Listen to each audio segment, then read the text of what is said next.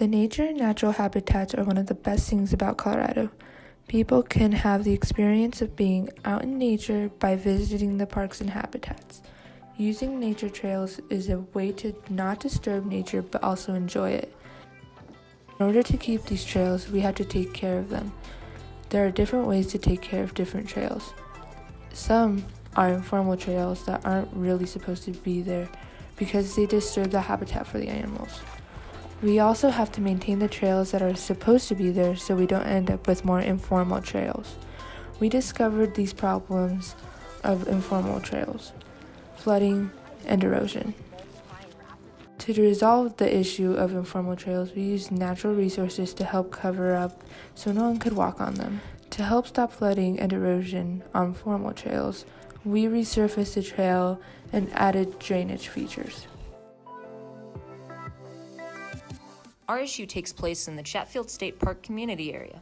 We worked northeast of the Waterton Canyon trailhead at the Denver Audubon Center at Chatfield. We chose to focus on this location because most of us live within a 10-mile radius of Chatfield State Park, so it has the biggest effect on our lives. Many students at CAC, outside of state visitors, and citizens of Colorado enjoy year-round activities such as boating, hiking, and photography at Chatfield State Park, so these changes would be impactful to our local community. Factors contributing to the environmental issues that impact our community include the increase in human activity on the trails of Chatfield, noise pollution from the highway nearby. Another factor is construction, with another community being built around Chatfield. This will increase local traffic both on the streets and on the trails, with bikers, anglers, horse riders, and joggers frequenting the paved and unpaved trails. At Audubon, we first walked around with Suzy, who was showing us the issues with the park. She showed us the impact of fertilizer and the other chemicals polluting the water. We watched videos talking about trash and how it's affecting nature and animals and what we can do to prevent it. Then at school, we made a grid with some of the issues at the park and criteria to narrow to the top 3 issues: trails, water, and pollution. We picked the issues based on things like interest, how big the problem was, not fishy to me, and how long it would take. We had some group discussions, and Emily came to our school a couple of times to tell us which ones she thought were the most important. Both classes researched the problem. Is this a trail? And did presentations on the top issues. We went from trail to trail and we wrote down if it had degradation like a dip, erosion, or was a social trail. We took a picture of each location and then geotagged it using Google Maps. Then we described what was wrong with the trail at each spot. We then numbered the spots and found where they were on a bigger map so we could mark them all together.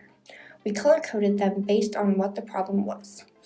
We did that so we could know which problem is where and if there are multiple problems on different trails.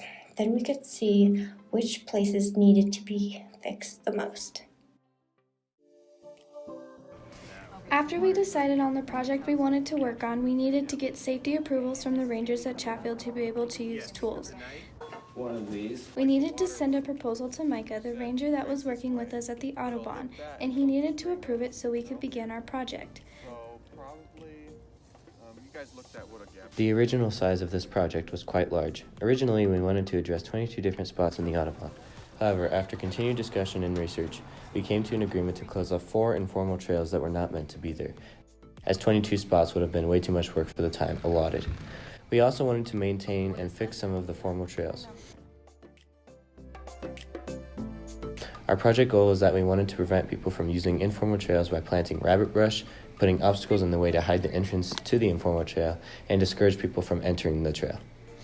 The goal for the formal trails regarding erosion was to restabilize the most degraded trail segments using drainage features. We then shrunk our scope and decided not to transplant rabbit brush to the entrances of the formal trails. Instead, we just scattered seeds throughout the large portion of the trail.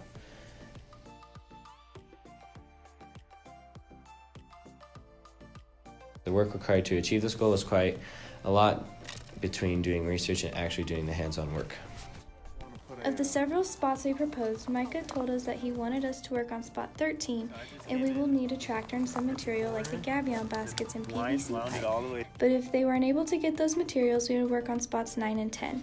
He also wanted us to use those materials for the staircase trail, but we were able to get the materials and work on spot 13.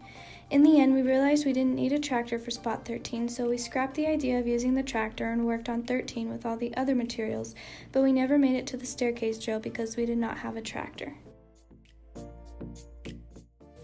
We also got the time to figure out and complete our project from the 5 field trips we took each semester. Our teacher set aside 2 back-to-back days for our final trips to get the project done. On those work days, we needed human volunteers, which was us 10th graders, plus our teachers and the rangers, rabbit brush seeds, road base, and tools such as shovels, rakes, pickaxes, clouds, gloves, etc. We got our road base from Chatfield, our hand tools from the Audubon, and our gloves from CAC. The rabbit brush seeds were collected from the adult rabbit brush plants already located at the Audubon. Our plans include planting rubber rabbit brush on informal trails to block them off and reintegrate them into nature, and using different trail designs and features to redirect water and prevent erosion. Some plans, however, were not able to be used due to time constraints, specifically the planting of rabbit brush. So we instead took a more direct route of repairing degraded trails and assimilating informal trails into the environment. We both broke up the ground of the informal trails, placing obstructions and natural flora on them to help them blend into the area more, and placed drainage features and new road base on the beaten-up trail to not only relieve any previous degradation it suffered, but also to make it more resistant to further use and erosion. By disguising and blocking off the informal trails, we reintegrated them into nature,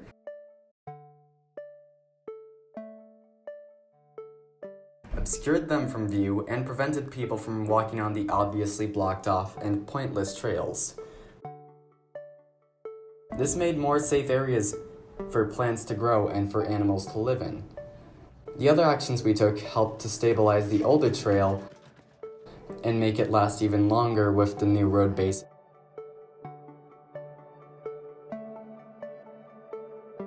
Drainage features, such as culverts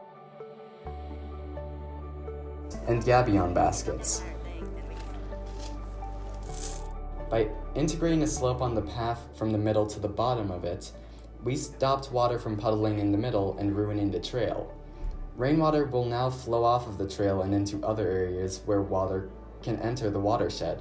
We also spread it out to a point where it would not be unstable or difficult to walk on, yet not so thinly that it was vulnerable to weather. We did this project because it has a big cause on the animals' habitats and humans started the problem, so it would be selfish to cause these problems and to do nothing about it. At the Audubon Society, there was many informal trails that were not good for the nature around them, so we had to take matter into our own hands and do something about them. We had to use natural resources to cover up these informal trails before they expanded. We also found issues in flooding that we had to solve, and it took a lot of effort, but in the end we fixed these problems, and now the trails at this park are great and ready to be walked on.